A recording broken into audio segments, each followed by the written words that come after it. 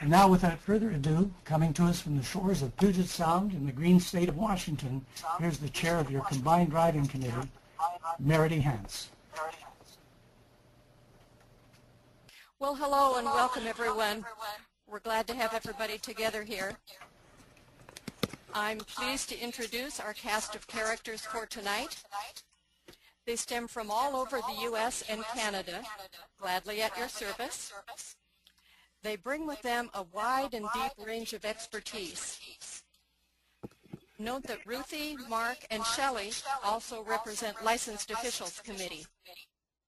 From Combined Driving, Dr. Brianna Sheehan is not able to be with us tonight, for as a busy vet, she's with Mother Nature, helping high-risk mares and foals. Pat? Good evening, I'm Pat Cheatham, or otherwise known as Mr. Chevy Thighs. Usually I come to you from Newton, Georgia, just southwest of the Atlanta airport. But tonight I am in Windsor, South Carolina, the home of the brand new Windsor Trace CDE. Next.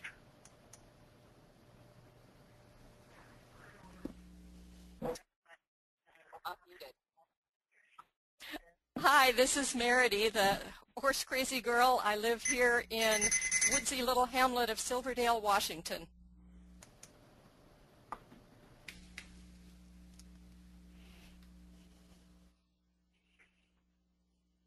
This is Mark Johnson. I'm from Hamilton, Massachusetts. I'm down in Florida finishing up the 7th driving competition and heading back to see what's left of the Northeast.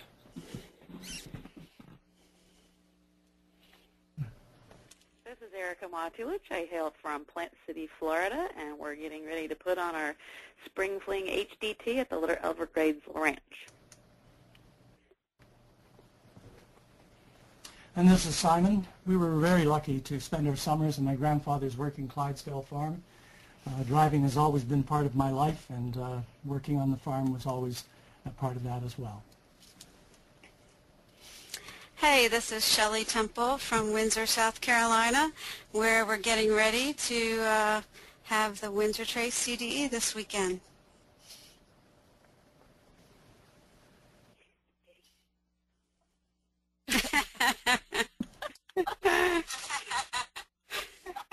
Hi, this is Ruthie Graves in Texas, where I am getting ready very soon to for our Cedar Creek Pleasure Driving event.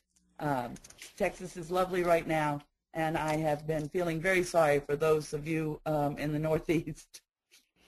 Is that when you get out of jail, Ruthie? Yeah, that's my get out of jail thing. We're escaping. Somebody switched slides on Ruthie, by the way. I wonder who. So this is Meredith again. Where do these changes come from?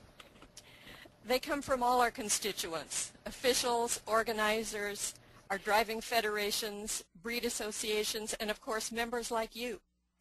The rules for driving are refined annually. It is your active participation in forming and using the rules that breathes life into our sport.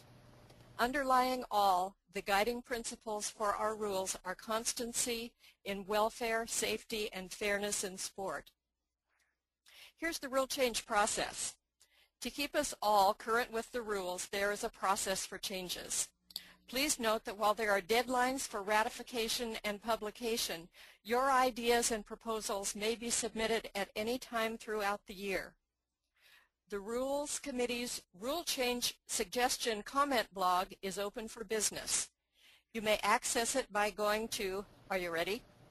drivingnews.us/ADS/RCP review. And oh, corrections. As Jeff Morse, chair of the Pleasure Driving Committee, has said, I swear these things are like rocks in a New England pasture. You pick them all out, and next spring the new ones are giving birth of the earth. Simon? You'll note the header on each of the rule slides contains an article number as well as the rule reference for the associated chapter. The presentation is in Rulebook article number order. Please follow along with us and note the rules of particular interest to your activity or participation in the sport. If you don't have a printed copy at hand, just note the rule reference number for further review at your convenience. The purpose of this webinar is to explain rulebook revisions for 2014 and the intent behind those changes. Interpretation and enforcement of rules is always the responsibility for event officials.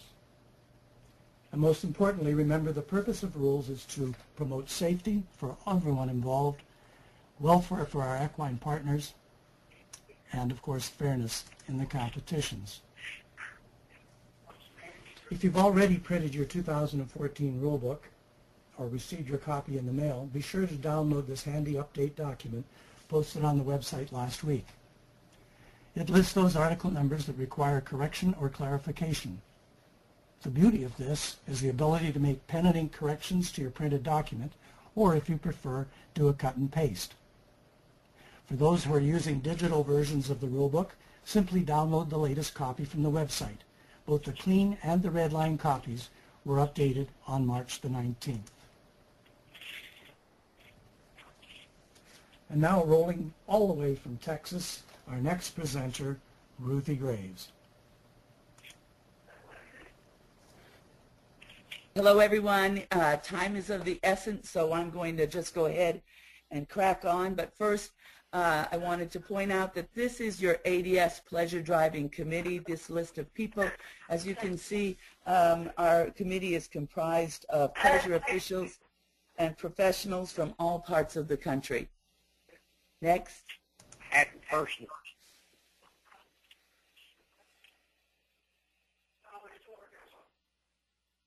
Starting with Article 17, Style of Harness, you'll note in red, the use of gullet straps is encouraged. You'll find this in the general regulations. And because the gullet strap is considered a piece of safety equipment, it is now included to encourage its use and also to ensure competitors there are no biases against their use in any ADS competition. Article 210, Description of Gaits.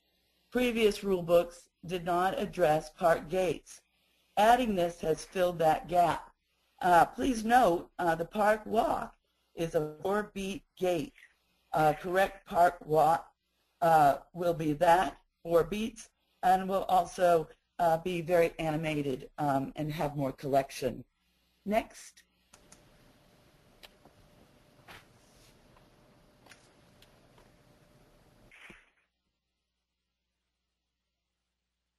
Counting strides simplifies the definition of a breaking gait. Struck out is the term advantage gained, as that could be construed as subjective. Next.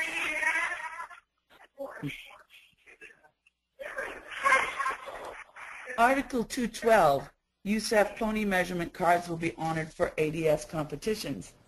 If questions arise regarding a pony's height, if that pony has an official USEF card that identifies it as a pony, that will be honored and no additional measurement is required. Next.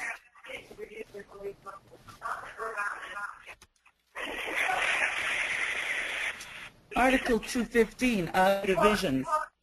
This has been added to offer organizers guidelines for clarification of vehicle descriptions should they decide to offer separate divisions based on vehicle type. It's important to note restrictions for any division and descriptions should be comprehensive. They must be clearly specified in the omnibus prize list. Trust me, you'll be glad it's all in writing for competitors, officials, and organizers. Next.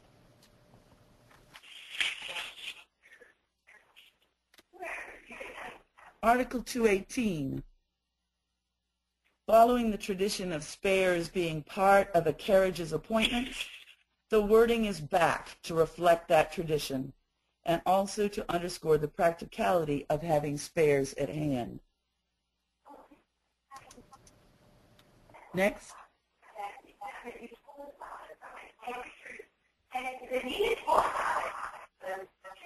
I'm going to address this article, 220, and also the one that follows at 221, which is gentlemen's driving classes.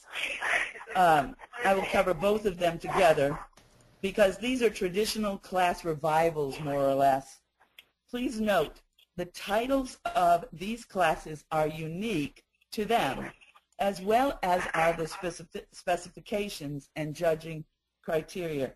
Compare the criteria for these classes to what might be a ladies' working class, where 70% is judged performance, manner, way of going, 20% is judged condition of equipment, 10% attire. You see on these driving classes, 50% on manners, performance, and suitability of the turnout for a gentleman, 25% on skill of the driver, 25% on overall impression. Notice the gentleman's equine may show a degree of boldness.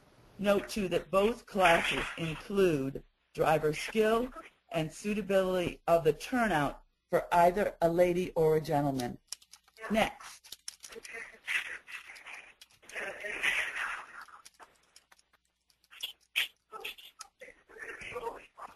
Simply put, you can see the strikeout there. This eliminates the word marathon. Over the past few years, the committee has removed the word marathon from names and descriptions of pleasure classes to avoid confusion with combined driving terminology. Next.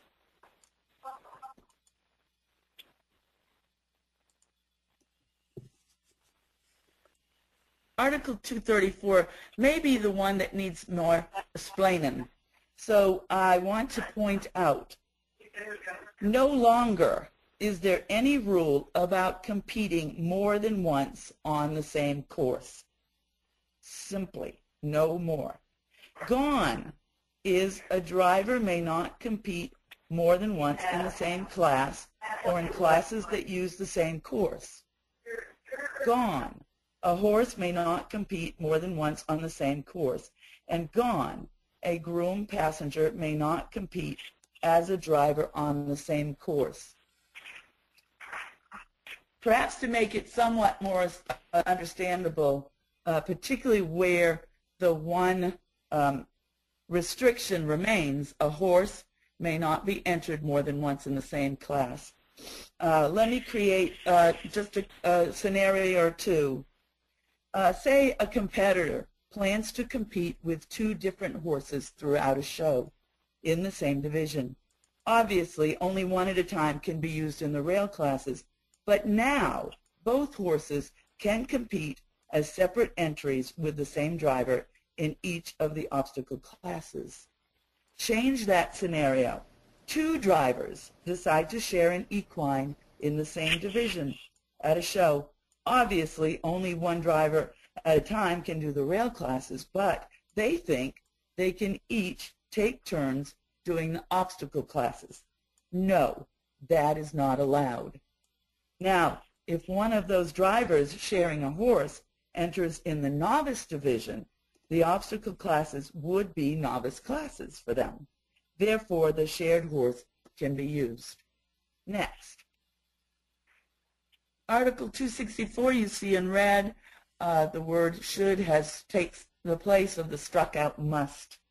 This change is to keep in line with the general regulation, Article 210, and it allows judges to use their discretion in assigning a penalty. Next.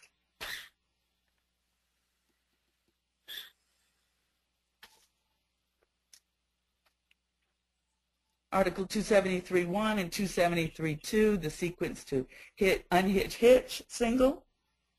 This wording has tightened up the existing language and made it more technically correct. Next.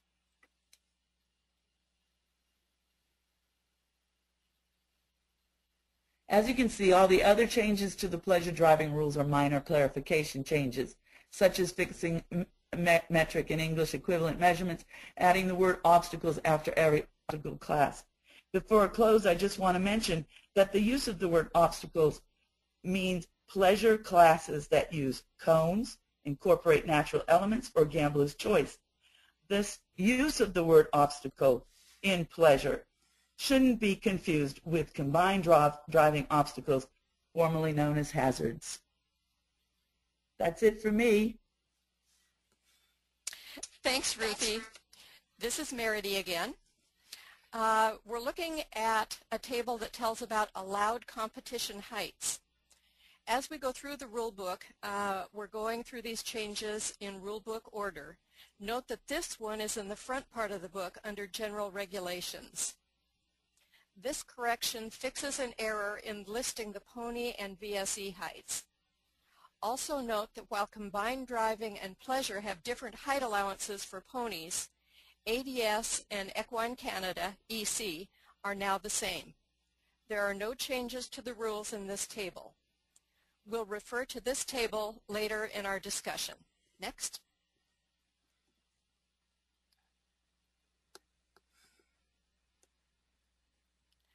Anywhere you go in North America, in fact, anywhere in the world, you will recognize the sport of combined driving.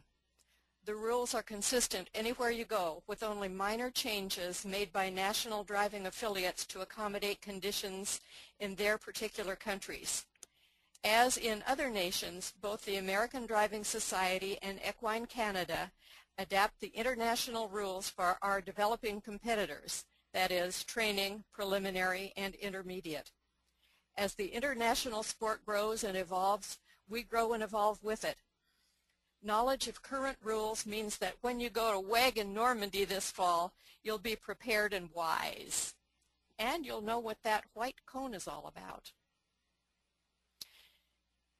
This year, combined driving section has been reordered in hopes of making things more clear and logical, and to emphasize welfare of the horse front and center. You'll notice evolution of the sport at upper levels too. There are special categories for younger drivers. The FEI's levels of difficulty remind me of our own successful arena trials and driving trials, cousins of full CDEs. Things like the STAR system and Federation Championships, sounds like Star Wars, are included in the rule book so you can know and aspire and feel comfortable at joint events with ADS, USEF, EC, and FEI. Next. Changing terminology, isn't this our favorite? Is this to drive us nuts or to help us redefine terms more precisely? Sometimes there are influences you might not have thought of for changing terms. I wonder why an insurance company, for example, might not love the term hazard. How about calling competition A by its definition, driven dressage? So here's your little dictionary, and notice that there's also a glossary in the back of the rule book that adds additional clarifications. So let's look here. We have competition A is now driven dressage. Hey, go back a minute. Okay, competition B is marathon. Competition C, cones. Driver, competitor is the athlete. I know. ADS Advanced, for now, is still ADS Advanced, although we are looking at a name change for that division to make that one clearer. Marathon sections that used to be A, D, and E are now A, walk, and B. Your vehicle is your carriage. The event location is the showgrounds. The vet check or the jog is the first inspection. That's more descriptive. As we know, a hazard is an obstacle. And the cones vet check is the in-harness inspection. Okay, now. Anomalies. There are subtle differences, as we've seen, between driving disciplines. We've already noted that between combined driving and pleasure. Well, there seem to be outright anomalies within the combined driving section itself. One of our jobs is to reconcile such differences, so make note of this now, but also know that we're working to reduce and erase such anomalies. In this one, note that the horse's nose marks the start-finish of sections and obstacles, but it's either the rear axle or the complete end of the turnout, including the navigator's caboose, that may still receive penalties. Be sure then that when you cross the finish line, get your navigator and the green card all the way across before you stop. Or on marathon, don't let your navigator fall off at the out gate while he's patting you on the back. Okay, Pat, your turn. Okay, folks, if you flip, that's it. In the past, we had different penalties for an overturn, particularly in marathon. Now, if you overturn a carriage, it's an elimination in any phase, anywhere on course. Next.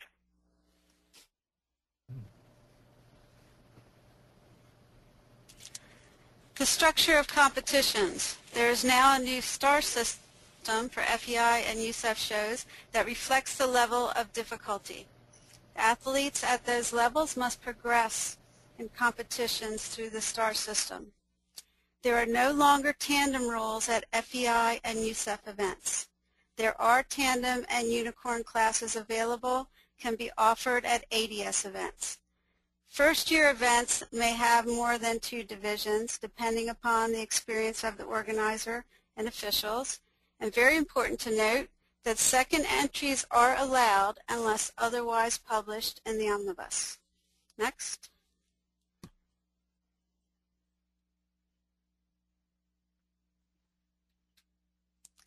Classification 908. The names of horses will now be included on the score sheets, so statistics can be compiled and for competitor and spectator interest. Next. Wording has been revised on the yellow warning card. The elimination definition has been updated, and it's clear that eliminated competitors will be allowed to continue in other parts of the competition. Withdrawal now is clearly pertaining to the specific turnout. If the athlete has another entry, he may continue with that entry. Next. There's new tables for minimum ages and disqualification for non-compliance. So you really want to check out this new table and make sure that you're in compliance with these rules. Next. HC entries, which means not competing, may be accepted if the organizer allows.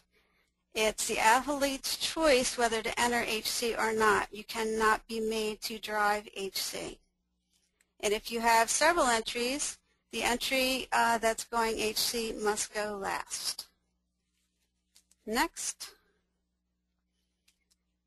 This is a new rule. Be careful to pay attention to this one. Children and junior athletes must wear a body protector and an improved, securely fastened protective headgear.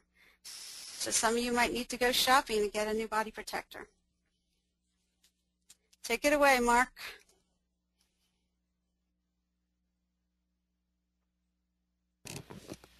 See that Mark has self-muted, so hopefully he's going to unmute here. There he goes. Mark never self-mutes. Wake up, Mark. No. I don't like the echoes.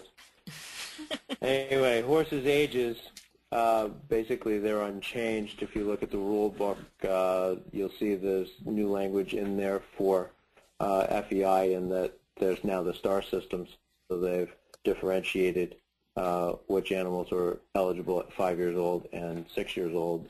ADS is still, and Equine Canada are eligible at 4 years old, and USEF 6. Next. All right, our minimum heights of driving ponies.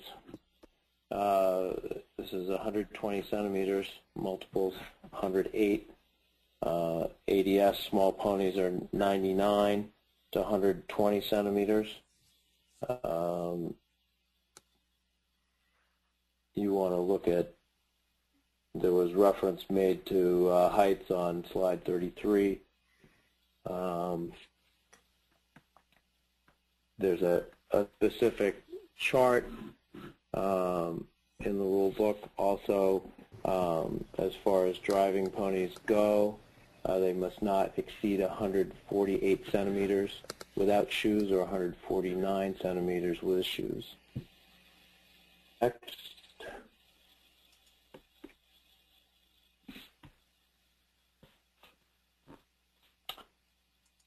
The new article for abuse is now defined. So instead of a loose definition, we now have specific things that you're doing wrong that are considered abuse. It makes it easier for the jury to differentiate what to call you out on. Pressing of exhausted horses, excessive use of the whip, badly fitting or broken bit, badly fitting harness, damage to the carriage, which makes it harder for the animals to perform. Any sight of blood must be investigated by a member of the ground jury. And then it lists exactly what the officials can do to take care of the situation. All the officials are in contact with each other on radio, so if you think you're going to get away with anything, forget it.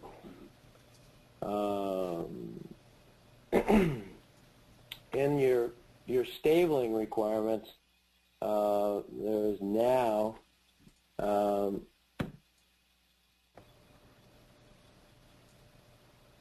the disallowing of horses spending the night in a trailer. Not sure I've ever seen it except in an emergency, but obviously if there is an emergency, it could be approved by a TV, but it better be a real emergency. Next. They better define the whole examination inspection situation for us. The first inspection for ADS is at the discretion of the organizer, and at that point the athlete presents a horse in hand. Then we have an in-harness inspection 30 minutes prior to cones.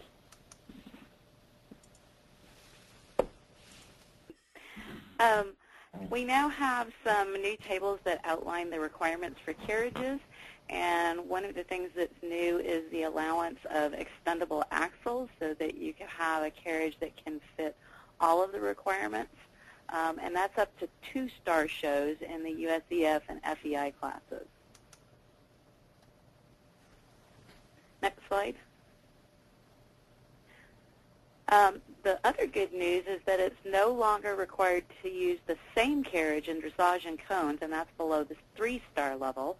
So you can use a different carriage in dressage and cones if that suits your needs. However, at ADS Advanced and the USEF and FEI divisions, they do require those standard track width carriages for both dressage and cones. And you'll see a table there with the minimum width, depending on whether you're driving pairs or 4-in-hands or singles. Article 940 has a new specification that says traces must not be crossed at the single tree. And I know a few people have been using that in training, but we need to make sure that that's not something we see in competition. And there's also some minimum dimensions for hitching specified in terms of distance away from the carriage and swingle trees. There's also no requirement to use the same harness in dressage and cones competition as there was before.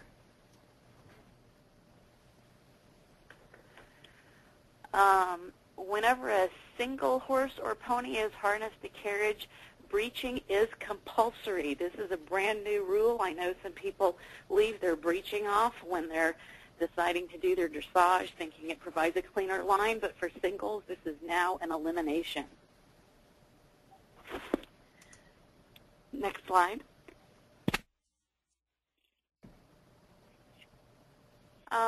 We now have permission for tongue guards. They're only permitted if used correctly. And bit guards are also allowed, but we need to make sure that they're used safely and properly. and it's all for the welfare of the horse. Next slide.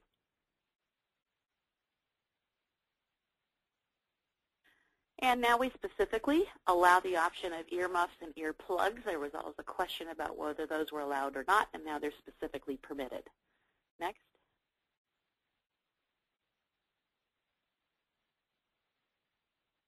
Additionally, we have some specifications in Article 940 about any conventional type of shoe. However, double shoes that might be more traditional in saddle seat or additional weights such as lead are not allowed for the welfare of the horse. And at ADS recognized events only, you can wear boots that are protecting the sole of the foot, and they are allowed on the marathon in case you have a really rocky terrain. In Article 942, for turnouts that are requiring a groom, the horse may be driven without a groom if there is no seat available on the carriage and the groom is close at hand on the training field. And what we need to emphasize here is this is the training field. This is for warm-up. Of course, the groom would be required if you've got some options there if you're in competition. Now remember that in ADS recognized events, a groom is optional for all single turnouts at all times, except for the turnouts that are 120 centimeters or taller. That would be your large ponies on up competing on the marathon course. But just remember for those other competitions, let's say you're supposed to have a groom and there's no seat available, maybe you're warming up in a jog cart or a marathon carriage, then your groom needs to be close at hand. It does not have to be on the carriage. We have some new conditions for participation in Article 943.2, and this was sort of alluded to before, but drivers or grooms or navigators may participate more than once in any event unless otherwise stated in the omnibus prize list. And there is an addition that says subject to scheduling requirements because these multiple and switch-out entries are very difficult on your show organizer, and sometimes there's not enough time on the marathon to have somebody switch out. Next. And Pat. In Article 944.2, we now have the bridle number that uses the entry number plus a letter. So if you're in a pair, you'd have A and B. And for ADS and Equine Canada single entries, you wouldn't need that. So if you have a single turnout without any additional spare horses, you can relax this, or you can relax the need for a bridle number in the first place. Next. Yeah. Pat? Some of you may have seen some video or been down at Live Oak this last weekend and heard some outside assistance and wondered if that was still legal. For USF or FEI events, it is.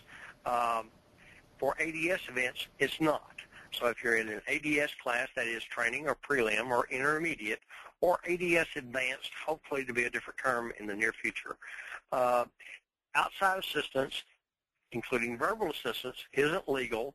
It is at USF and FEI events. The exception is for those classes where there's not no groom required on marathon, and that has some very specific penalties. Next.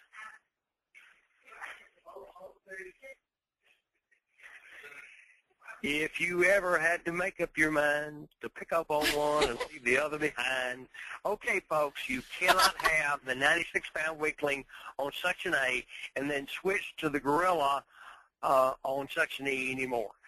Used to be legal. You can't do it anymore. Next.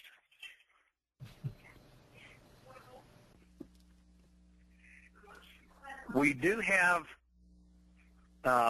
some categories for VSEs and small ponies where a navigator isn't required in marathon. For those folks, if the driver stops and asks for outside assistance, it is legal. They get a penalty for groom down.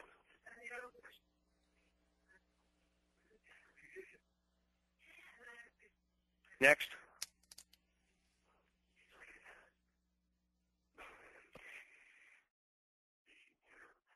There are very specific requirements for order of go for each of the events at USEF and FEI events. Those are relaxed for ADS and EC competitions. Next.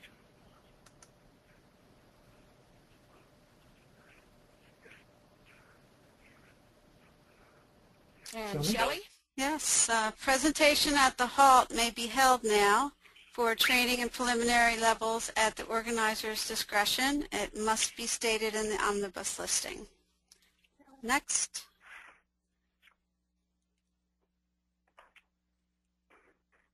Dressage tests, as before, must be driven from memory, but there are some changes. The groom indicating the tests at ADS levels will still be eliminated, but at USEF and FEI levels, the rule has been changed and the competitor will receive 10 penalty points. Lameness observed during the test, the horse must be disqualified and the athlete eliminated. If there is a doubtful case, the veterinarian will be checking the horse and making a decision. Next.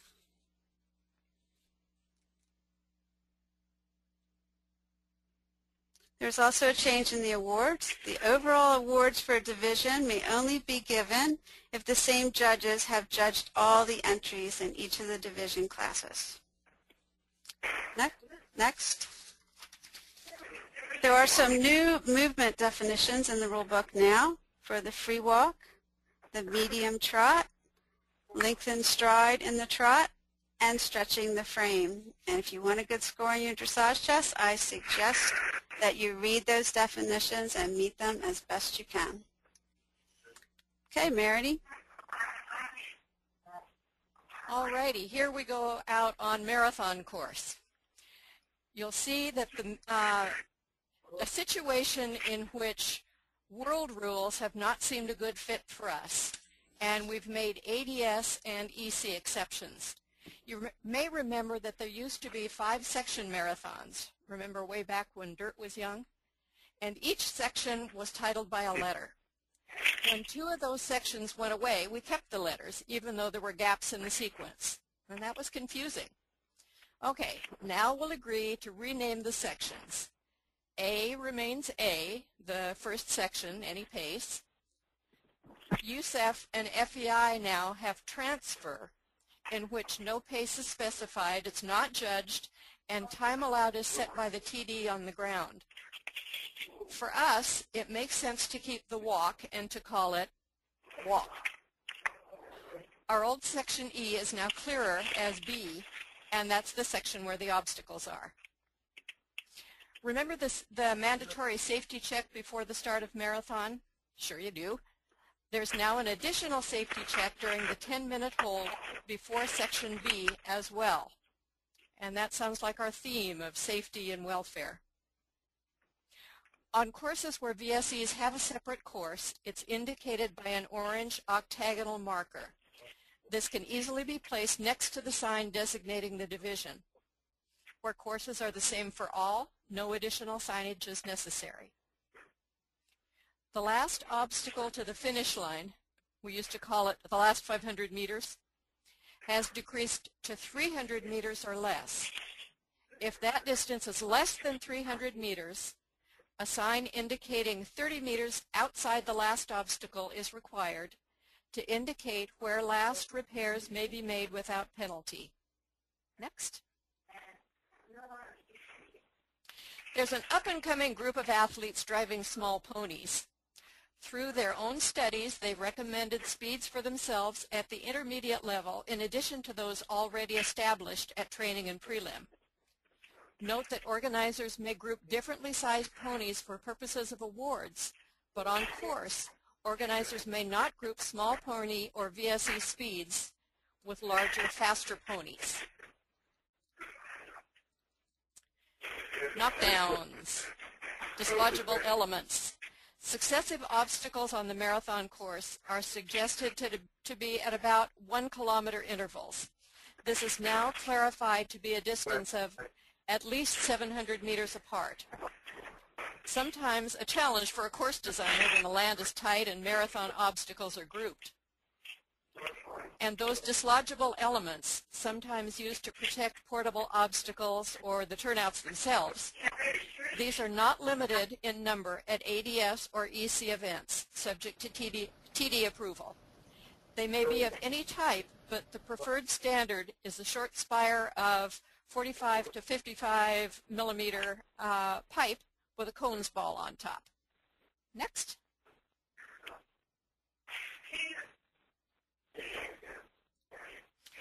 Now, this is a clarification that's come straight from our own ranks. In the preliminary division, drivers may canter inside the obstacles, but not out on course. This article clarifies that very brief cantering, entering and exiting an obstacle, does not result in elimination for the wrong pace on course, but it is subject to the rule that any longer break than 5 seconds will be penalized, and that break is 1 penalty for each 5 seconds. You can see that this athlete is working well to get his horses back to a trot. And Pat. You'll see the same thing in Cohn's clarification that you'll see on this slide. Course designers may now use the same letter twice in each hazard. For example, if a course designer wants to accommodate a shorter route in Gate A for BSEs, they could have 2 gates A, one at 2 meter clearance, one at 2.5 meter clearance as required for ponies and larger animals. They could also have 2 gates E, which would maybe block an easier route to earlier gates for intermediate level than for prelim and training. Next.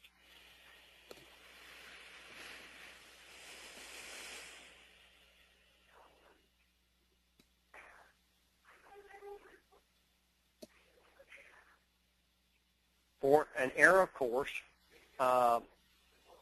if you miss a gate, you can go back and pick it up, but you must not have driven the next compulsory turning flag, that is the gate on course. Next.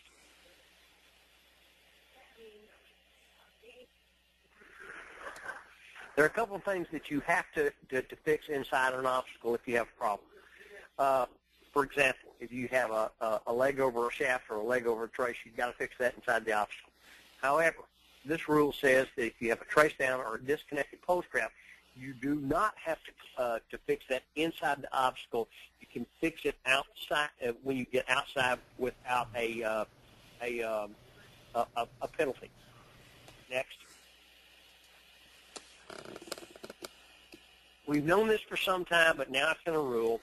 If your groom has to get down inside an obstacle for some reason, the groom can stay down and complete the hazard or render any other assistance as necessary before you complete the obstacle. They've got to be on board before you get to the next compulsory turning flag. Next.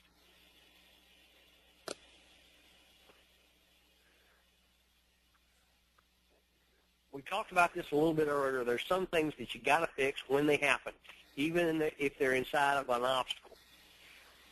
For one thing, if you have a leg over a trace or a leg over a shaft, or if you have a disconnected rein, you've got to fix that.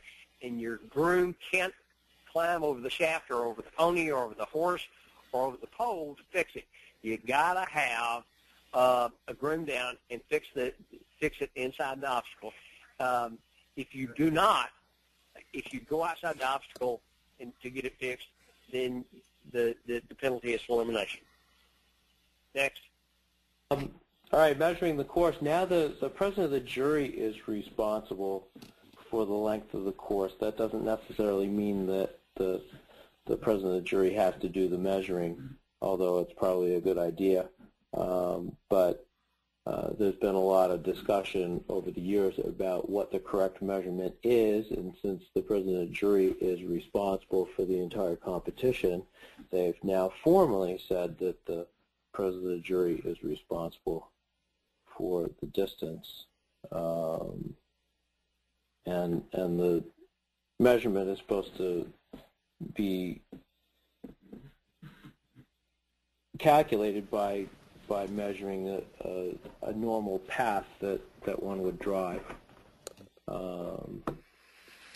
And then they're also saying that maybe you should be able to see all the cones from the judge's box. It's always a good idea. Next slide. This year we have new clearances between the cones. For training, we now have 35 centimeters plus the track width of the carriage. Preliminary has 30 plus the track width, and intermediate 25 centimeters plus the track width. VSEs have also been adjusted in training and preliminary, so now we have a very specific progression from training up to advanced. This is to actually make the level of difficulty progress with the level more efficiently. Next slide. The only real change with the plan of the course is that we now have to be ready to go an hour and a half before the start of the competition. At Live Oak, that meant the cones course was ready in the dark.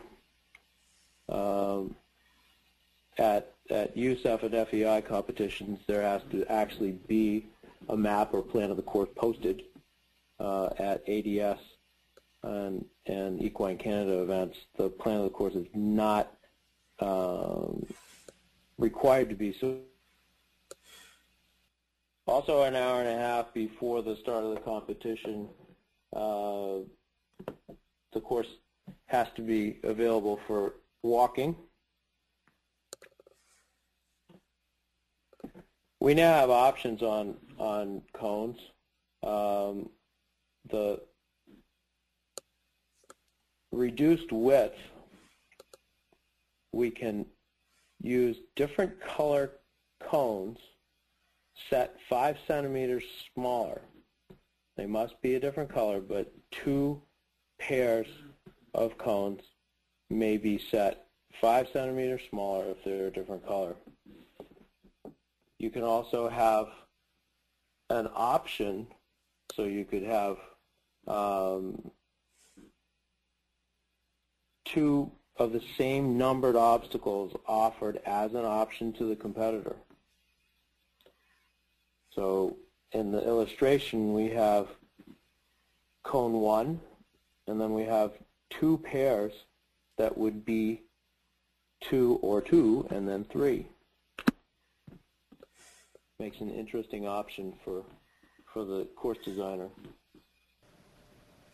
Now, if the president of the jury, who is responsible for the length of the course, decides that there was a significant error in measurement and calculation prior to the 4th athlete starting the course, providing the no more than 3 athletes completing the course and haven't had a disobedience or without interruption or starting late, they may now adjust the time up or down, but the time allowed can't exceed the maximum course length calculation.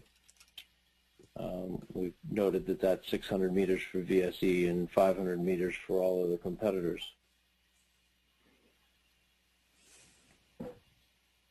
Next. In an interest to speed up our cones driving day, you now have 45 seconds from the time of the bell being rung to starting the course.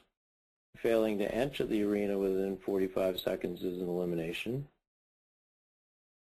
and grooms should be seated in their proper places. Grooms may advise the athlete that the bell has sounded, and starting before the bell is an elimination. One of the difficulties in judging cones, or why it seems so complicated, is quite a number of rules, and one of them is the disobedience. And this year the disobedience has been a little more clearly defined.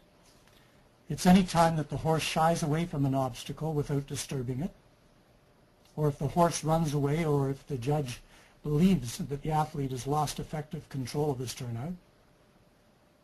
If the whole turnout comes to a complete halt, with or without backing up, anywhere on the course, with or without knocking down any element, not passing through an obstacle with the whole turnout, reining back anywhere on the course between the start and the finish, running out of a multiple obstacle, and circling within a multiple obstacle.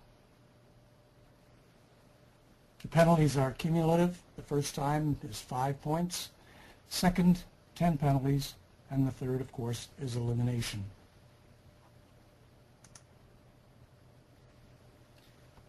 The remedies for a disobedience are stated. For example, in single obstacles, and that's with the entire turnout not passing between the markers, if there's no disturbance, the obstacle must be retaken. And the judge will not ring a bell for this. This is up to the athlete to make that decision.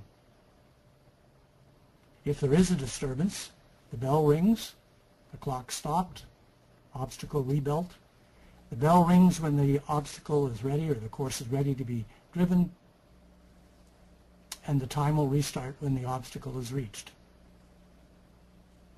In multiple obstacles, if there's no disturbance, the driver must continue and is penalized for a disobedience. If there is a disturbance, the bell rings, the clock stopped, course rebuilt. The bell rings when the course is ready. The driver has to start from the beginning of the multiple, that's back at the letter A, and the time starts when the nose of the first horse passes the A gate. The penalties for a disturbance with a disobedience are 10 seconds for the rebuilt and the appropriate disobedience penalty, but there is no charge or no penalty for the elements that are knocked down on that first attempt.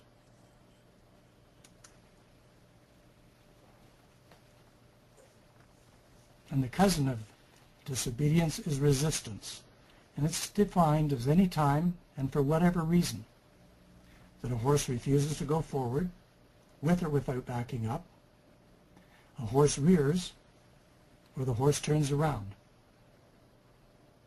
Penalties are the same as for a disobedience.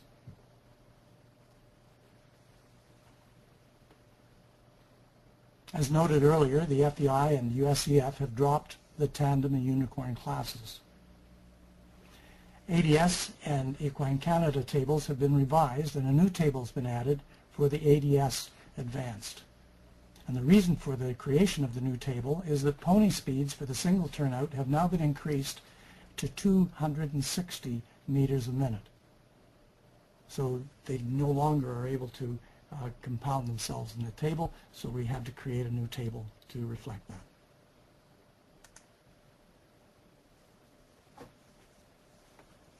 And Shelley.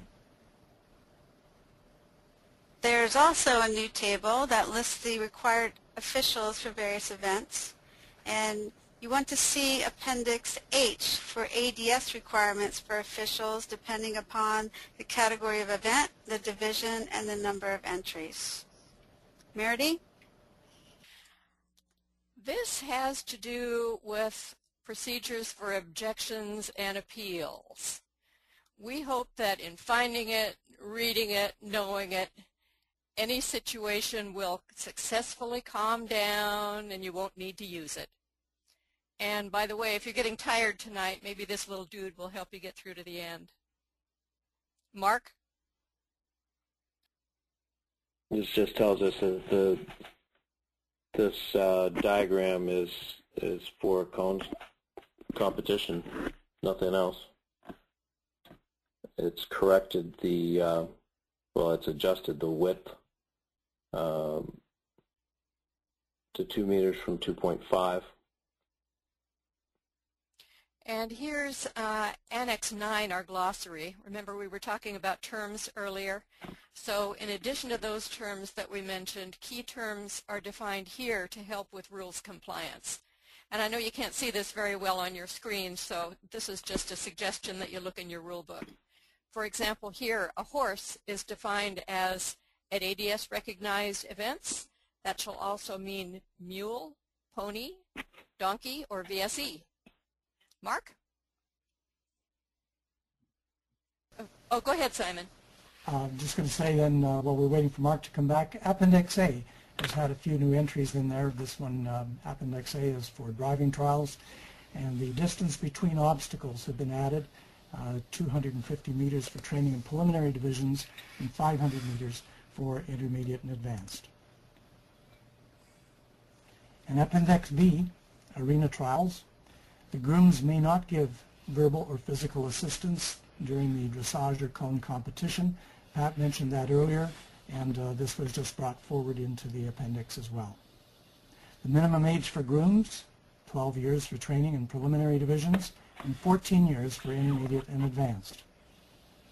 Drivers, grooms, navigators may compete more than once, and again with that caution, scheduling permitted. In Appendix C, there's a number of references that have been updated, as well as the cone section for advanced. As previously mentioned, a separate table was necessary as pony speeds were increased to 260 meters per minute. To simplify this change, a new table was created, and the Section E, or at least Appendix E, has been updated accordingly. And as mentioned before, there is that new Appendix H, and it covers both CDEs and HDTs, and all it's doing is changing the amount of officials that are necessary depending on how many competitors that you have and what level your particular show is held at. The other thing it offers is when additional officials are needed, you might be able to have a wider variety of options to recruit from, such as a steward or an FEI official or somebody else that's not necessarily associated with your show that may need to be on board.